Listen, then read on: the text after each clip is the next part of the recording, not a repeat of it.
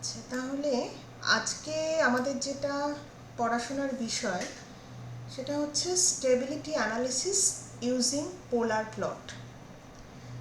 আগের দুটো ক্লাসে আমরা ফ্রিকোয়েন্সি ডোমেন অ্যানালিসিস নিয়ে শুরু করেছিলাম এবং সেখানে ফ্রিকোয়েন্সি ডোমেন অ্যানালিসিসের প্রয়োজনটা কি সেটা নিয়ে কথা বলেছি।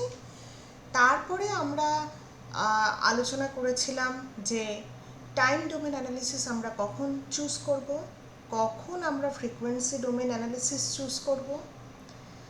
যেমন টাইম ডোমেন অ্যানালিসিসের সময় বেশ কিছু আমাদের টাইম ডোমেন স্পেসিফিকেশনস থাকে, ঠিক একই রকমভাবে ফ্রিকোয়েন্সি ডোমেন অ্যানালিসিসের সময়ও আমাদের কিছু স্পেসিফিকেশনস থাকে। সেই স্পেসিফিকেশনসগুলো আগের দিন আমরা আলোচনা করি, যেমন পিক রেজোনেন্ট কন্ডিশন, তারপরে তোমার gain margin, phase margin, gain crossover frequency, phase crossover frequency, এগুলো সবই আমাদের এই ফ্রিকোয়েন্সি ডোমেইন অ্যানালিসিসের স্পেসিফিকেশন লিস্টের মধ্যে আছে। এবার আগের দিন যখন আমরা আলোচনা করেছিলাম পোলার প্লট কি করে তৈরি করতে হয়, কি করে ড্র করতে হয়, তোমরা মনে পড়ছে তোমাদের যে আমাদের প্রথম এসকে যে ওমেগাতে রিপ্রেজেন্ট করতে হচ্ছিল, এসকে আমি যে ওমেগা দিয়ে সাবস্টিটিউট করলে যেই ট্রান্সফার ফাংশনটা আমরা পাই তাকে আমরা বলছি sinusoidal transfer function.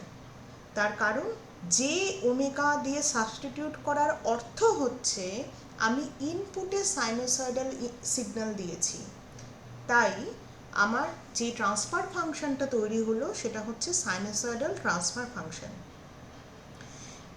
Sinusoidal transfer function মানে আমরা বেসিক্যালি তার প্লট করেছিলাম পোলার প্লটে, তার ম্যাগনিটিউড পার্ট এবং অ্যাঙ্গেল পার্টকে নিয়ে আমরা এরকম একটা অ্যাক্সিসে, এটাকে জিএসএইচএস প্লেনও বলা হয়। জি প্লেন তখনই বলবো যখন আমার ইউনিটি ফিডব্যাক সিস্টেম থাকবে, তার মানে ইউনিটি ফিডব্যাক সিস্টেমে এইচ এস ইকুয়ালস টু 1, তার মানে আমার ফিডব্যাক এলিমেন্টটা যেহেতু 1 হবে তাই সেটাকে জি প্লেন বলা যেতে পারে, তাই না? তোমরা আমাকে বলো যে কখন জিএসএইচএস প্লেনকে আমি জিএস প্লেন বলবো। এই আমি এক্ষুনি বললাম, তোমরা এই জায়গাটা বুঝতে পেরেছো কিনা? I need to B confirm.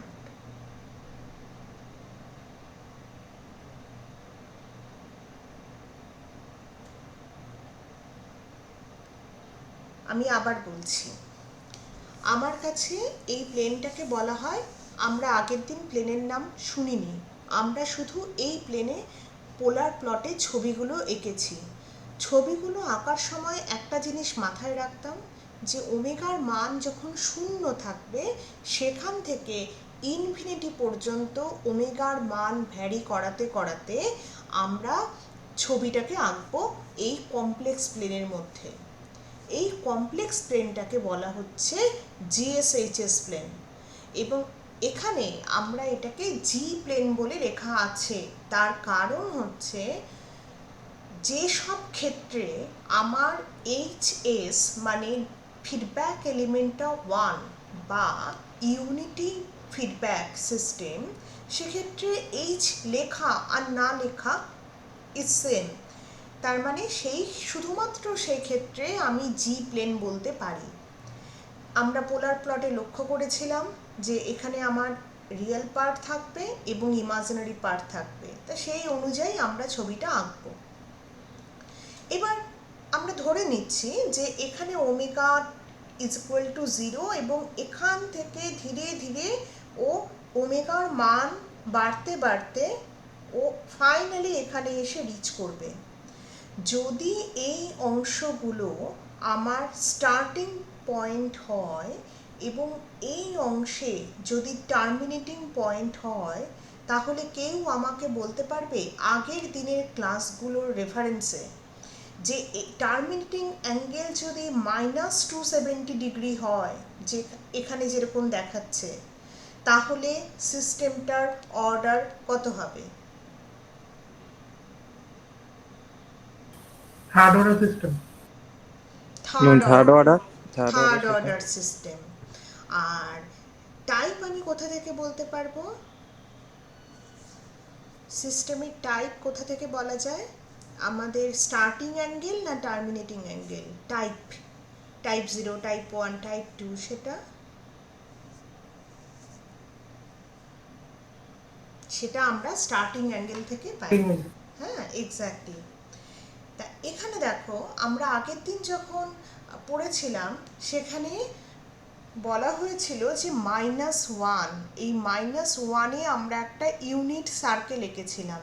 তোমরা যদি আগের দিনের ভিডিওটা আরেকবার দেখো, দেখতে পাবে যে লাস্ট স্লাইডে এখানে একটা 1 বরাবর এক ইউনিট সার্কেল আঁকা হয়েছিল। এবার প্রশ্নটা হচ্ছে 1 বরাবর কেন আঁকবো? আমার 1টার সিগনিফিকেন্স কি? আসলে আমাদের যে ক্যারেক্টারিস্টিক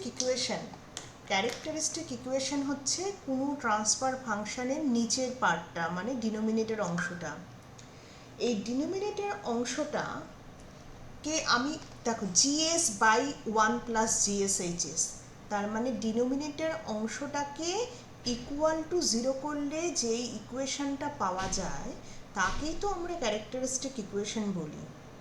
তা সেই ক্যারেক্টারিস্টিক ইকুয়েশনে যেহেতু এটা জিএসএইচএস প্লেন, তাহলে জিএসএইচএসকে বাঁ দিকে রেখে বাকি অংশটাকে যদি আমি ডান দিকে নিয়ে চলে যাই, তাহলে আমি কি লিখতে পারি? জিএসএইচএস ইকুয়ালস টু -1, শুধু -1। কিন্তু যেহেতু আমার এটা আমি কমপ্লেক্স প্লেনে ছবিটা আঁকবো, তাই ইমাজিনারির ভ্যালুটা কি হবে? যেহেতু কিছু নেই -1-এর সাথে, তাই ইমাজিনারির মানটা হবে 0 প্লাস J0। সেই কারণে আমার এই কমপ্লেক্স প্লেনে -1 বা ইউনিট সার্কেলের প্রয়োজনটা এসে দাঁড়ালো। তার মানে জিএসএইচএস প্লেনের ক্রিটিক্যাল পয়েন্টটা বা ক্রিটিক্যাল তোমার যে লাইনটা, সেটা হচ্ছে একটা সার্কেল অফ রেডিয়াস 1। জিএসএইচএস প্লেনের যে ক্রিটিক্যাল লাইন, যেই যার ভেতরে থাকলে সিস্টেম স্টেবল, যার বাইরে গেলে সিস্টেম আনস্টেবল, সেটা হচ্ছে আমার -1 রেডিয়াসের একটা বা 1 রেডিয়াসের একটা ইউনিট সার্কেল। -1 প্লাস J0, এই লোকেশনটা হচ্ছে আমার সেই ক্রিটিক্যাল পয়েন্ট। কোথা থেকে আসলো? এভাবে আসলো। এবার আমার যদি একটা পোলার প্লট আঁকতে হয়, বেসিক্যালি আমার জিএসএইচএস এর মান লাগবে। আমি যদি ভেবে নেই যে আমার ফিডব্যাক এলিমেন্টটা 1, সেক্ষেত্রে আমার এটা শুধু জিএসএইচএস থাকবে না, আমি সেটাকে জি প্লেন লিখতে পারি, জিএস প্লেন লিখতে পারি। তাহলে আমি এখানে একটা generalised loop transfer function consider করে নিলাম। তোমাদের প্রথম দিকের ক্লাসে আমি বলেছিলাম যে লুপ ট্রান্সফার ফাংশন মানে হচ্ছে product of GS and HS, মানে জিএসএইচএসকে, এই প্রোডাক্টটাকে আমরা লুপ ট্রান্সফার ফাংশন বলতে পারি। তার মানে আমার জিএসএইচএস এর যে প্লটটা আঁকা হবে, সেই প্লটটা কতটা আমার ভেতর দিক দিয়ে যাবে, কি অনেক লম্বা দূরত্ব দিয়ে যাবে, সেটা ডিপেন্ড যেমন করছে এই টিএ টিবি এই মানগুলোর ওপর, আরও বেশিভাবে ডিপেন্ড করছে আমার গেইন কে এর ওপর। কারণ কে এর মান আমি যদি বেশি করে দেই, অবশ্যই আমার এই পুরো অংশের ম্যাগনিটিউড পার্টটা অনেক বেড়ে যাবে। বেড়ে গেলে ও বাইরের দিকে চলে যাবে। বাইরের দিকে চলে যাচ্ছে মানে -1টাকে ক্রস করে যাচ্ছে, যেটা নাকি আমার ক্রিটিক্যাল পয়েন্ট। তার মানে সিস্টেম আনস্টেবল হওয়া শুরু হয়ে গেছে। আবার কে কে যদি আমি কমিয়ে আনি, তাহলে অবশ্যই আমার এই এই অংশের এই লুপ ট্রান্সফার ফাংশনের ম্যাগনিটিউড পার্টটা কমে আসবে। যদি কমে আসে, তাহলে সে এই -1 ক্রিটিক্যাল পয়েন্টের থেকে কমে আসবে এই ম্যাগনিটিউড পার্টটা, তার মানে সিস্টেমটা স্টেবল হওয়া শুরু হয়ে যাবে। এইভাবে আমরা সিস্টেমের স্টেবিলিটি চেক করতে পারি। তার মানে স্মল গেইনসে আমার সিস্টেম স্টেবল হওয়ার সম্ভাবনা বাড়বে। স্মল মানে কখনোই জিরোর কম নয়, that should be more than zero, zero থেকে কোনো একটা ভ্যালুর মধ্যে। কত ভ্যালুতে আমার সিস্টেমটা মার্জিনালি স্টেবল হবে, যদি দেখা যায় এই মাঝখানের লাইনটার মতো যে এই পোলার প্লটটা ঠিক -1 পয়েন্ট ধরে বেরিয়ে গেল, এই অবস্থাটাকে বলা হয় মার্জিনালি স্টেবল কন্ডিশন। তা কের কোনো গেইন কোনো একটা নির্দিষ্ট সময়েই এই ঘটনাটা ঘটবে, যখন নাকি সিস্টেমটা মার্জিনালি স্টেবল হবে। তোমরা কি মনে করতে পারছো আমরা যখন আগের চ্যাপ্টার রাউথারি স্টেবিলিটি ক্রাইটেরিয়াতে গেইন কোন রেঞ্জে স্টেবল অপারেশন হবে সেটা বের করেছিলাম, তখন আমরা এরকম মনে করো একটা এক্সাম্পল যে 0 থেকে 20-এর মধ্যে থাকলে if the value of gain k lies in between 0 and 20 we can say the system will be stable। 0 থেকে 20-এর মধ্যে থাকলে আমরা বলতে পারবো সিস্টেমটা স্টেবল। এবং মার্জিনালি স্টেবল করার জন্য আমরা কে এর মান ইকুয়াল টু 20 ধরেছিলাম, মনে পড়ছে কিছুটা?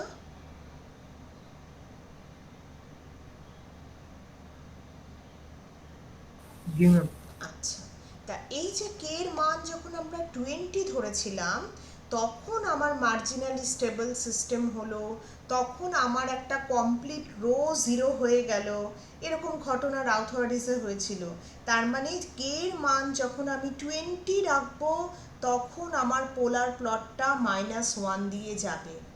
সব কিন্তু ইন্টারকানেক্টেড, প্রত্যেকটা চ্যাপ্টার ইন্টারকানেক্টেড কন্ট্রোল সিস্টেমে। এমন নয় যে আমরা রাউথারি স্টেবিলিটিতে না পড়ে সরাসরি পোলার প্লটে আসলে উপকার হবে, একেবারেই নয়। সবগুলো কানেকশন আছে। এই কানেকশনটা আমরা যদি বুঝতে পারি তাহলে এগুলো অ্যাপ্লাই করতে আমাদের হেল্প হবে। এবার আমি তোমাদেরকে একটু স্টেবিলিটি নিয়ে দেখায় যে কি করে, যে আগে তো আমরা দেখালাম কে এর ভ্যালু কি করে কম বা বেশি করলে সিস্টেমের স্টেবিলিটি নিয়ে আলোচনা করতে পারবো। এখানে আমাদের প্রধান একটা জিনিস মাথায় রাখতে হবে, এই যে সার্কেলটা এটা আমার ইউনিট সার্কেল, এটা হচ্ছে পোলার প্লট। যেই পোলার প্লট আমরা আগের দুটো ক্লাসে শিখেছিলাম। এই পোলার প্লটটা আগে আঁকবো এবং ইউনিট সার্কেল ইন্ডিপেন্ডেন্টলি স্বাধীনভাবে এঁকে নেব। আঁকার পরে যদি দেখি যে এই পোলার প্লটটা আমার এই যে এই অংশটার ভেতর দিক দিয়ে পাস করে গেছে, তাহলে সিস্টেমটা স্টেবল। আমি আবারও বলছি, আমার কাছে ইউনিট সার্কেলটা প্রথমে গ্রাফ পেপারে এঁকে নেব এবং তারপরে ওমেগার ভ্যালু চেঞ্জ হওয়ার সাথে সাথে 0 থেকে ইনফিনিটি তো আমি বসাতে, 0 থেকে ইনফিনিটির দিকে, কিন্তু ক্যালকুলেটরে তো ইনফিনিটি বসাতে পারবো না। আমরা ক্যালকুলেটরে হয়তো বসাবো 10, 50, 100, দ্যাটস অল। তা আমরা কয়েকটা 4-5টা পয়েন্ট পেয়ে গেলেই সুন্দর করে এটাকে এঁকে নিতে পারবো। এই দুটো ইউনিট সার্কেল এবং পোলার প্লট, এই দুটো আঁকার পর যদি দেখি যে এই পোলার প্লটটা আমার ইউনিট সার্কেলের ভেতরের অংশ দিয়ে পাস করে গেল, তার মানে সিস্টেমটা স্টেবল। এটা আমি চোখের আন্দাজে কি করে দেখে বুঝবে তার জন্য টেকনিক্যালি এরপরে বলছি। আর একটু আগে যেমন বলছিলাম, আমরা কে এর মান যদি বাড়াতে থাকি, তাহলে আমরা এই যে দেখো কে এর মান যদি বাড়িয়ে দেই, তাহলে তোমরা কি আমাকে একটু বলতে পারবে যে এই পোলার প্লটটা আরেকটু অরিজিনের দিকে যাবে না -1-এর দিকে যাবে? কোন দিকে যাবে? আমি যদি গেইন কে এর মান একটু বাড়িয়ে দেই, তাহলে প্লটটা, এই পোলার প্লটটা আমার অরিজিনের দিকে মুভ করবে না -1-এর দিকে মুভ করবে? -1 এর দিকে। এক্স্যাক্টলি। তার মানে সিস্টেম ধীরে ধীরে আনস্টেবিলিটির দিকে যাচ্ছে। যেই মাত্র আমি কে এর মান বাড়াতে বাড়াতে প্লটটা -1-এর মধ্যে দিয়ে পাস করবে, ওই মুহূর্তে সিস্টেমটা মার্জিনালি স্টেবল। যখন কে এর মান আমি আরো বাড়িয়ে ফেলবো, তখন প্লটটা এরকম দেখতে হয়ে যাবে। এবং যেহেতু সেটা ইউনিট সার্কেলের বাইরে দিয়ে পাস করে গেল, আমি একে বলবো আনস্টেবল সিস্টেম। তার মানে এটা হচ্ছে স্টেবল সিস্টেম, এটা যখন বাইরের দিক দিয়ে পাস করবে তখন আমি বলবো আনস্টেবল সিস্টেম, এবং যখন ঠিক -1 দিয়ে পাস করবে তখন আমি তাকে বলবো মার্জিনালি স্টেবল সিস্টেম। ঠিক -1 দিয়ে যখন পাস করবে তখন তাকে বলবো মার্জিনালি স্টেবল সিস্টেম। বোঝা গেছে? আচ্ছা, গতদিন আমি আরও দুটো টার্ম তোমাদের সাথে আলোচনা করেছিলাম। সেটা হচ্ছে gain margin, gain crossover frequency, phase margin, phase crossover frequency. এই চারটে টার্ম হচ্ছে টেকনিক্যালি, আমি এটা চোখের আন্দাজে এতক্ষণ তোমাদেরকে বললাম যে কি করে চোখের আন্দাজে বুঝে যাবে যে সিস্টেমটা স্টেবল না আনস্টেবল। কিন্তু যদি টেকনিক্যালি আমাদেরকে বুঝতে হয় যে সিস্টেমটা স্টেবল না আনস্টেবল, তখন আমাদের এই চারটে টার্ম জানতে হবে। কিভাবে জানবো? প্রথমে আমরা আসি gain crossover frequency. Gain crossover, এখানে ক্রিটিক্যাল গেইন কত? 1। ইউনিট সার্কেল মানে আমি যেদিক থেকেই দেখি এই ইউনিট সার্কেলের গেইন হচ্ছে 1, মানে ক্রিটিক্যাল গেইন। আমি যখন পোলার প্লট আঁকছি তখন ওমেগার মানটা ধীরে ধীরে বাড়ানোর সাথে সাথে পোলার প্লটটা ধীরে ধীরে এভাবে আঁকা হচ্ছে। এই মুহূর্তটা যখন আসবে, আমার কার্সার দেখতে পাচ্ছ? হ্যাঁ, দেখা যাচ্ছে। এই মুহূর্তে আমার ম্যাগনিটিউড অফ দ্য জিএসএইচএস বা লুপ ট্রান্সফার ফাংশনের ম্যাগনিটিউড এখানে কত হচ্ছে? এই পজিশনে 1। তার মানে ওমেগার যে মানে আমার এই ম্যাগনিটিউডটা 1 হবে, সেই ওমেগারকে বলা হয় গেইন ক্রসওভার ফ্রিকোয়েন্সি। মানে ক্রিটিক্যাল গেইন 1কে যেই ফ্রিকোয়েন্সি ওমেগাতে ক্রস করবে তাকে বলা হচ্ছে গেইন ক্রসওভার ফ্রিকোয়েন্সি। ক্লিয়ার হয়েছে?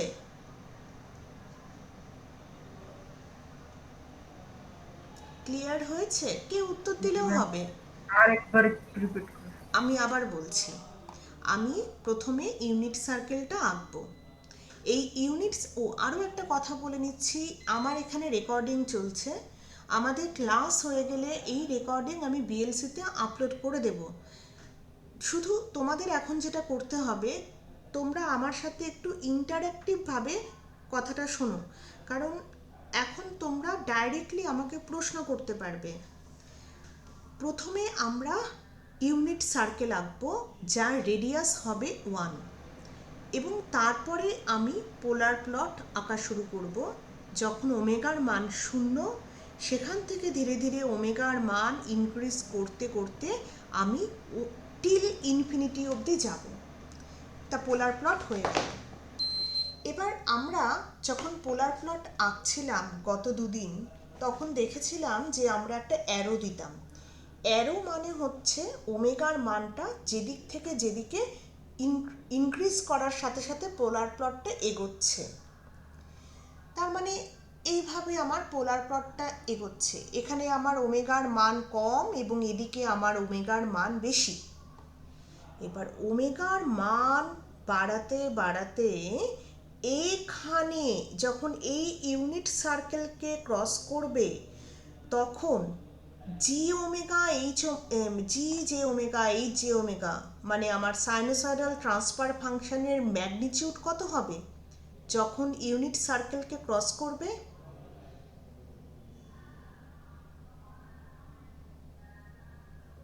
আমার ইউনিট সার্কেলকে যখন ক্রস করবে সেই সময় আমার পোলার প্লটের ম্যাগনিটিউড 1 পার্ট, হবে। এক্স্যাক্টলি ম্যাগনিটিউড পার্টের মান হবে 1। তার মানে ক্রিটিক্যাল গেইন এখানে হচ্ছে 1, যে নাকি সিস্টেমের স্টেবিলিটি বা আনস্টেবিলিটি ডিসাইড করছে।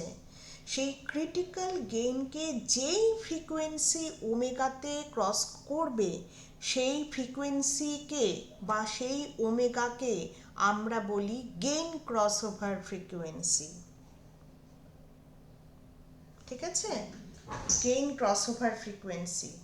আমি আগের স্লাইডে একবার ফিরে যাব তোমাদের একটা কথা বলার জন্য। এই যে দেখো, এই যে এখানে ম্যাগনিটিউড যদি এই অংশের বের করি, এই অংশের ম্যাগনিটিউড কত আসবে? 1। আমি যদি একে পোলার ফর্মে কনভার্ট করে দেই তাহলে এর ম্যাগনিটিউড কত হবে? 1। তার মানে ক্রিটিক্যাল ম্যাগনিটিউড হচ্ছে 1। আর এই অংশের যদি আমি পোলার প্লটে কনভার্ট করি তাহলে ক্রিটিক্যাল ফেজ কত হবে, ফেজ অ্যাঙ্গেল কত হবে? 90 ডিগ্রি। 90 ডিগ্রি -1 তো, -1 প্লাস J0। -1 মানে ও নেগেটিভ রিয়াল অ্যাক্সিসে আছে, তা নেগেটিভ জি রিয়াল ম্যাম, জি। অ্যাক্সিসে অ্যাঙ্গেলটা কত হয়? নেগেটিভ রিয়াল অ্যাক্সিসে 180 ডিগ্রি 180 ডিগ্রি অথবা -180 ডিগ্রি, এটা হচ্ছে আমার ক্রিটিক্যাল অ্যাঙ্গেল। তার মানে ক্রিটিক্যাল ফেজ হচ্ছে আমার 1 এবং ক্রিটিক্যাল অ্যাঙ্গেল হচ্ছে -180 ডিগ্রি। কোনো কিছুই এখানে হঠাৎ করে হবে না, সব কিছুর পেছনে কারণ আছে। আমরা যদি এই কারণগুলোকে বুঝতে পারি তাহলে আমাদের পক্ষে সুবিধা হবে মাথায় রাখতে। তার মানে এই ওমেগা ভ্যারি করার সাথে সাথে প্রথমে যখন ক্রিটিক্যাল গেইনকে ক্রস করলাম, যেই ফ্রিকোয়েন্সিতে ক্রস করেছে সেই ফ্রিকোয়েন্সিকে বলা হচ্ছে গেইন ক্রস ওভার ফ্রিকোয়েন্সি, এবং সেই সময় আমার ম্যাগনিটিউড হচ্ছে 1। এবার আরও আমি ধীরে ধীরে ওমেগার মান চেঞ্জ করতে থাকছি, ইনক্রিজ করতে থাকছি, করতে করতে এই প্লেনটাকে আমি ক্রিটিক্যাল ফেজ বলতে পারি। তো এই যে এই লাইনকে -180 ডিগ্রি লাইনকে ক্রিটিক্যাল ফেজ বলতে পারি। এই -180 ডিগ্রি লাইনকে বলা যায় ক্রিটিক্যাল ফেজ। ওখানে তো ওমেগার ইন্টারসেকশনটা হয়নি তো। এই যে ওমেগার ইন্টারসেকশন এখানে হবে যখন আমি ধীরে ধীরে ওমেগাকে বাড়াচ্ছি, তখন প্রথমে ক্রিটিক্যাল ম্যাগনিটিউডকে ক্রস করলো, গেইন ক্রস ওভার ফ্রিকোয়েন্সি হলো। তারপরে যখন আবারও ওমেগাকে আরও ইনক্রিজ করছি তখন -180 ডিগ্রি লাইনকে মানে ক্রিটিক্যাল ফেজকে ক্রস করছে, সেই ওমেগাকে আমি বলবো ফেজ ক্রস ওভার ফ্রিকোয়েন্সি। তার মানে দুটো ফ্রিকোয়েন্সি আমি পেয়ে গেলাম। এবার এখানে তোমরা কেউ আমাকে বলতে পারবে ওমেগার মান এখানে 0-র কাছাকাছি, এখানে ইনফিনিটির কাছাকাছি। আমি ধীরে ধীরে ওমেগার মান বাড়াচ্ছি। প্রথমে আমি ক্রিটিক্যাল গেইন ক্রসিংয়ে গেইন ক্রস ওভার ফ্রিকোয়েন্সি পেলাম, এবং ক্রিটিক্যাল ফেজ মানে -180 ডিগ্রিকে ক্রস করার সময় আমি ফেজ ক্রস ওভার ফ্রিকোয়েন্সি পেলাম। এর মধ্যে এই দুটো ফ্রিকোয়েন্সির মধ্যে কার মান বড় হবে, গেইন ক্রস ওভার না phase cross over? Ma'am, phase crossover. Phase cross over ফ্রিকোয়েন্সির মান বড় হবে, কারণ জি ম্যাম। গেইন ক্রস ওভার আগে এসেছে। তারপরে আরও ওমেগার মান ইনক্রিজ করার ফলে আমি ফেজ ক্রসওভারে পৌঁছই। তার মানে এটা তোমরা নিজেদের খাতায় লিখে নাও যে যখন গেইন ক্রসওভার ফ্রিকোয়েন্সির মান ফেজ ক্রসওভার ফ্রিকোয়েন্সির থেকে ছোট হবে, তখন আমি বলতে পারবো যে সিস্টেমটা স্টেবল। শুধু চোখের আন্দাজ ছাড়াও আমরা টেকনিক্যালি এইভাবে বলতে পারবো যে যখন গেইন ক্রসওভার ফ্রিকোয়েন্সির মান ফেজ ক্রসওভার ফ্রিকোয়েন্সির থেকে ছোট হবে, তখন সিস্টেমটা হবে স্টেবল।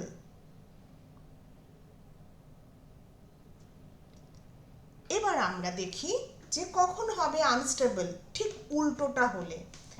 তা উল্টোটাই দেখি।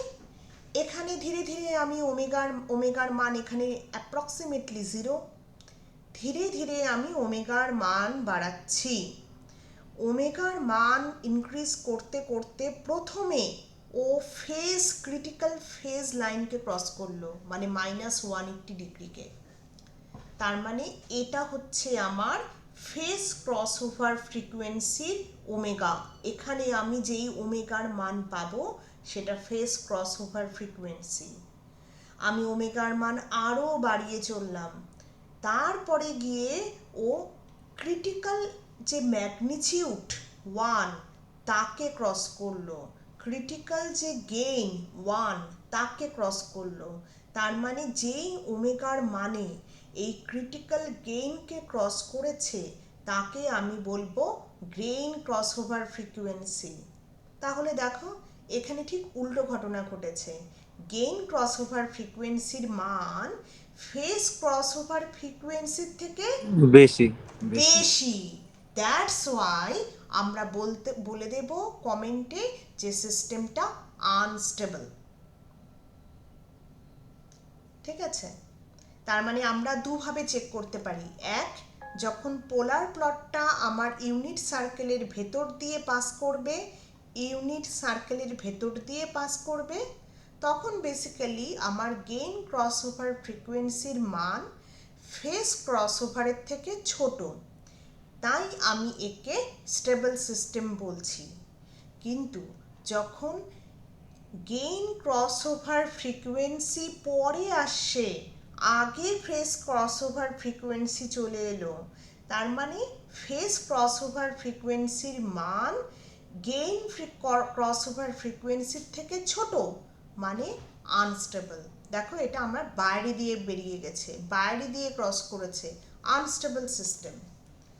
আর যখন এই প্লটটা এক্স্যাক্টলি এই -1 পয়েন্ট দিয়ে পাস করবে, তখন আমাকে বলতে পারবে যে গেইন ক্রসওভার ফ্রিকোয়েন্সি আর ফেজ ক্রসওভার ফ্রিকোয়েন্সির মধ্যে সম্পর্কটা কি হবে। আমি আবার বলছি, আমার এই প্লটটা বাইরের দিক দিয়ে গেছে। এবার মনে মনে কল্পনা করো এই পোলার প্লটটা একদম -1 পয়েন্ট দিয়ে গেল, তখন ফেজ ক্রসওভার ফ্রিকোয়েন্সি আমি এখানেই পাবো তো, তাই না? এই পয়েন্টেই তো ফেজ ক্রসওভার ফ্রিকোয়েন্সি পাবো। জি ম্যাম। জি ম্যাম। আবার গেইন ক্রসওভার ফ্রিকোয়েন্সিও এখানেই পাবো, তাই না? জি ম্যাম। এক্স্যাক্টলি। তার মানে যখন আমার মার্জিনালি স্টেবল সিস্টেম হবে, তখন পোলার প্লটটা ঠিক -1 পয়েন্টটা দিয়ে যাবে এবং gain crossover frequency phase crossover ফ্রিকোয়েন্সির মান Same সমান হবে। হবে।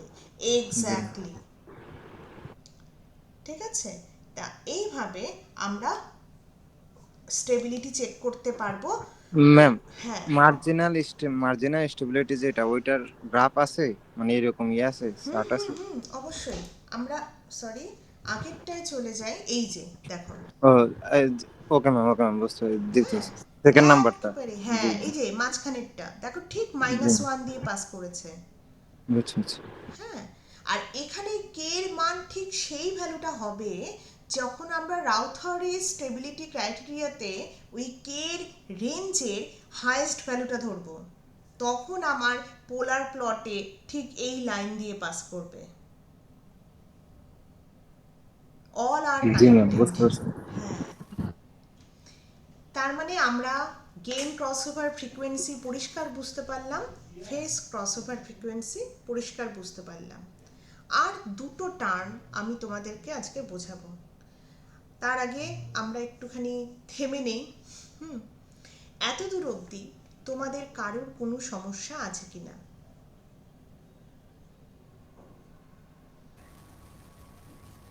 যারা এখানে প্রশ্ন করছো বা উত্তর দিচ্ছ, আমি তো বুঝতে পারছি তাদের সমস্যা হচ্ছে না, কিন্তু বাকিদের?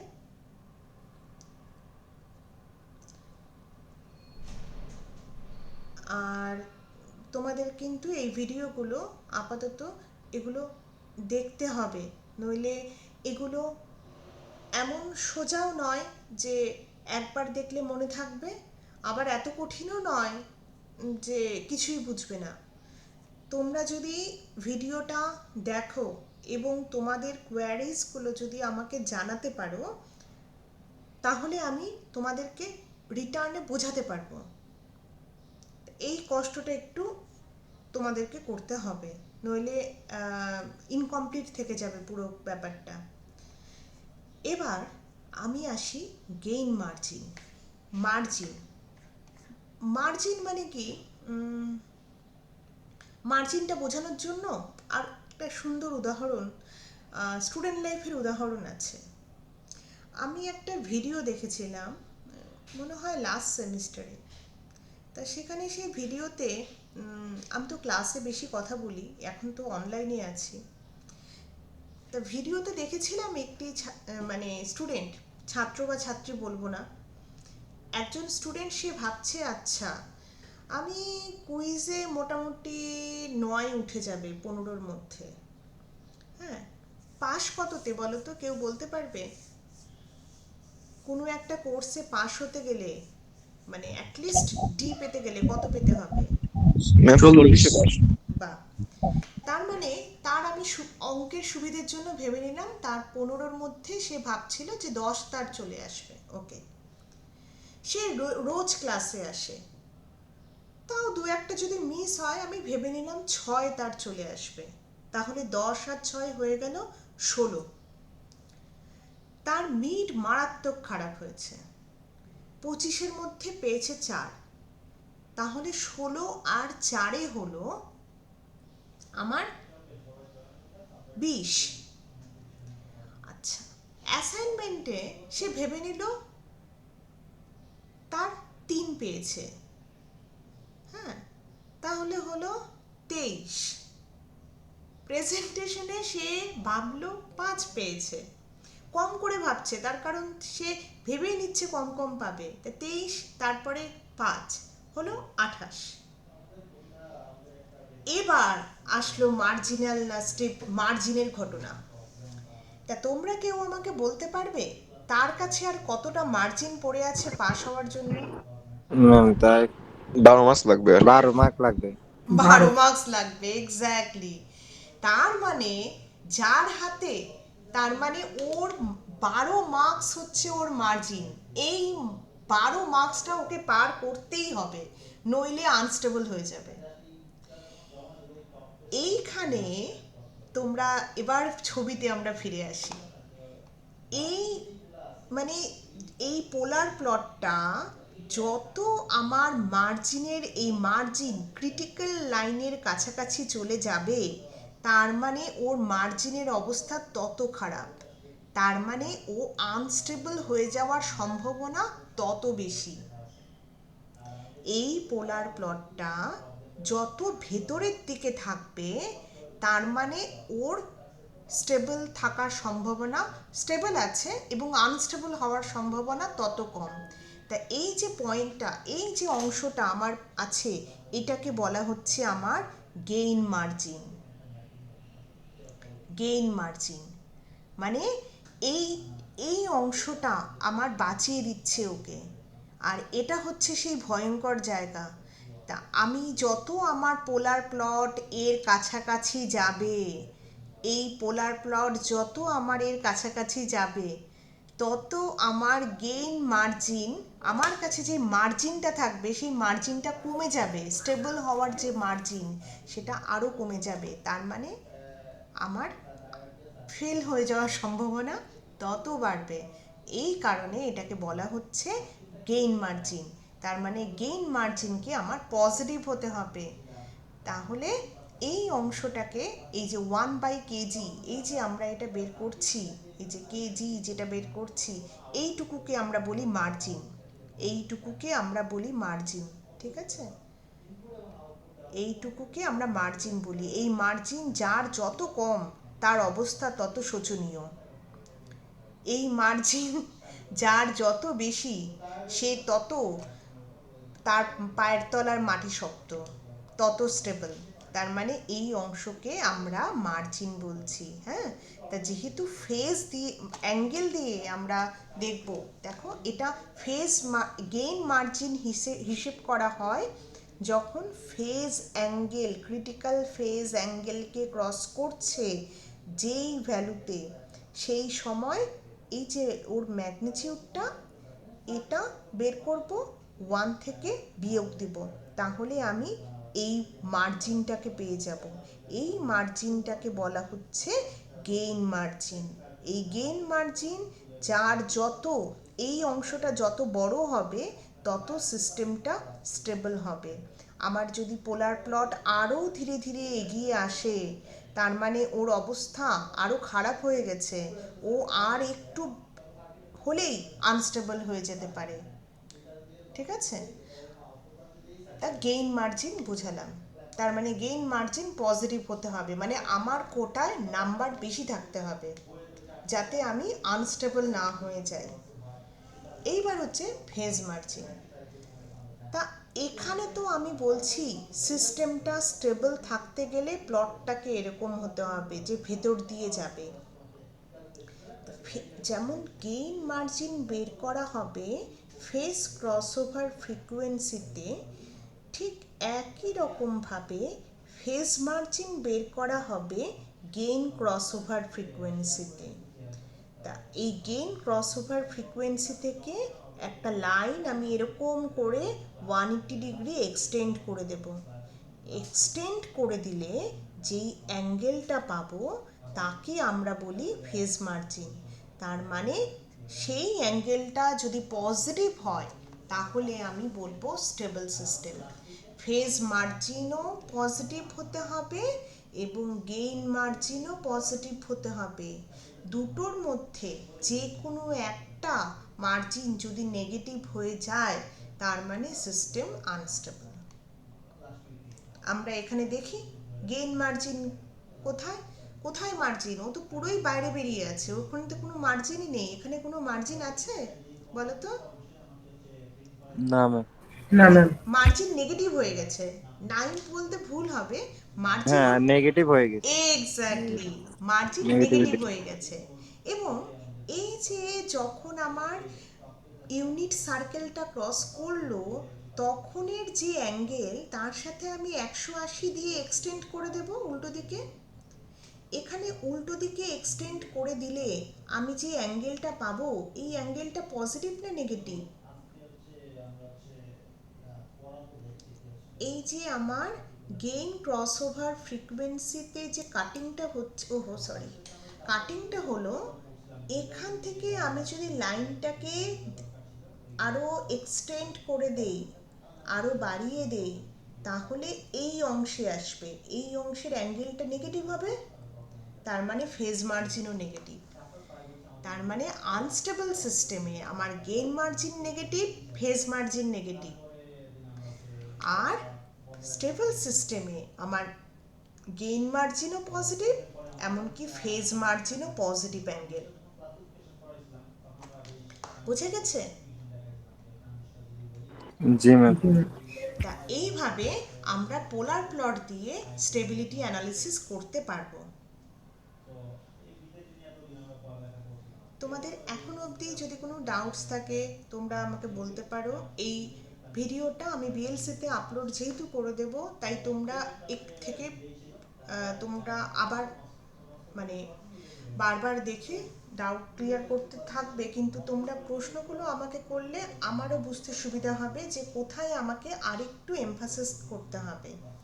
এখানে যদি আমি গেইন মার্জিন বের করতে চাই ডেসিবেল ভ্যালুতে, তখন আমি এখানে দেখো কেজি ডেসিবেলে তোমরা অ্যানালগ ইলেকট্রনিক্স যখন পড়েছিলে, ডেসিবেলে বের করার সময় আমি 20 log base 10 of that value বের করেছিলাম না? এই লগ লেখা মানে লগ বেস 10, হ্যাঁ, ন্যাচারাল লগারিদম নয়।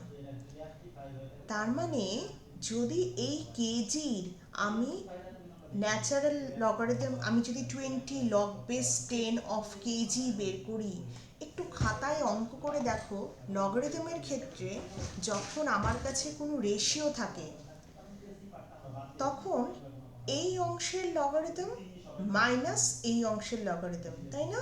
তাই হয়তো জি ম্যাম। যদি জি আমার ম্যাম, ভাগের ক্ষেত্রে ভাগ আকারে থাকে। এক্স্যাক্টলি ভাগের ক্ষেত্রে মাইনাস হয়, গুণের ক্ষেত্রে প্লাস হয়। তা যখন আমি 20 লগ বেস 10 অফ 1 করব, তার মানে 1 এর পরিবর্তে আমি 10 টু দি পাওয়ার 0 লিখতে পারি। তাহলে ওই জিরোটা সামনে চলে আসলো, যেই কারণে এখানে 0 মাইনাস নিচের অংশটুকু থেকে গেল। এই প্রশ্নটা আমিও যখন স্টুডেন্ট ছিলাম আমার এটা হতো যে কেন হঠাৎ এখানে মাইনাস আসবে এই কারণে 20 log base 10 of 1 minus 20 log base 10 of এই পার্টটা। 20 লগ বেস 10 অফ 1 কে আমি 10 টু দি পাওয়ার 0 লিখতে পারি, যেখানে জিরোটা সামনে চলে আসবে। জিরো যদি সামনে চলে আসে তার মানে এই পার্টটা ভ্যানিশ হয়ে গেল, ফার্স্ট টার্মটা। তার মানে গেইন মার্জিন আমি ডেসিবেলে এইভাবে বের করব, এবং আমার গেইন মার্জিন যখন পজিটিভ হবে তার মানে আমি বুঝতে পারবো সিস্টেমটা স্টেবল। আর এখানে ফেজ অ্যাঙ্গেল এই এই ফেজটা যখন আমি বের করব তখন আমি সেটাকে আমি কি বলবো, এই যে ফেজটা পাবো এই ফেজটাকে আমি বলবো ফেজ মার্জিন। দেখো এখানে যে, হ্যাঁ, এখানে যে ফেজ পেয়েছিলাম তার সাথে 180 ডিগ্রি যোগ করার ফলে আমি যেই ফেজটা পাবো, সেই ফেজটা যদি পজিটিভ হয় আমি বলবো পজিটিভ ফেজ মার্জিন।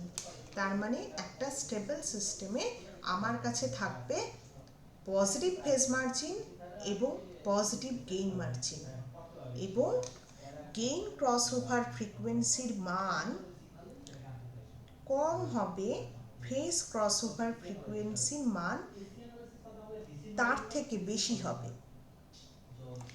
আনস্টেবল সিস্টেমে আমার গেইন মার্জিন নেগেটিভ হবে, ফেজ মার্জিনও নেগেটিভ হবে। এবং আরও একটা পয়েন্ট হবে যে এখানে ফেজ ক্রসওভার ফ্রিকোয়েন্সির মান গেইন ক্রসওভার ফ্রিকোয়েন্সির মানের থেকে ছোট হবে।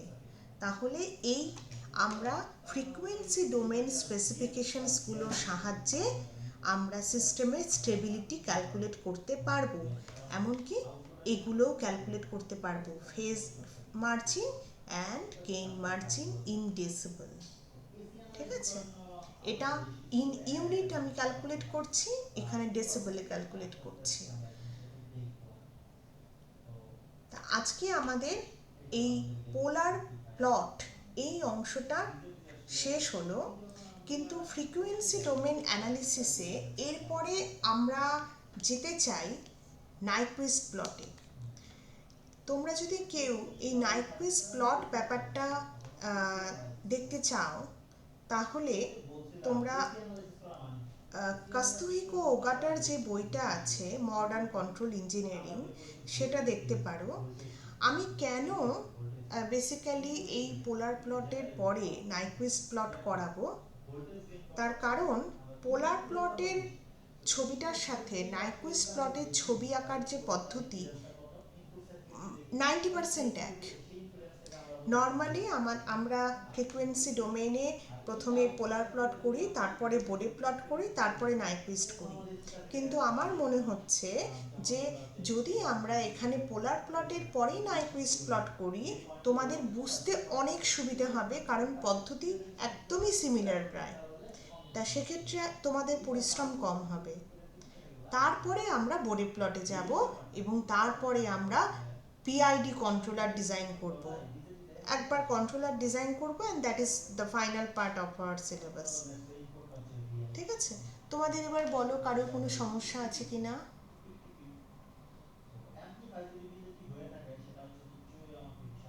আচ্ছা ঠিক আছে, আমি তাহলে রেকর্ডিং, সমস্যাটা আরো পরে দেখা দেবে, হ্যাঁ আরো পড়বো।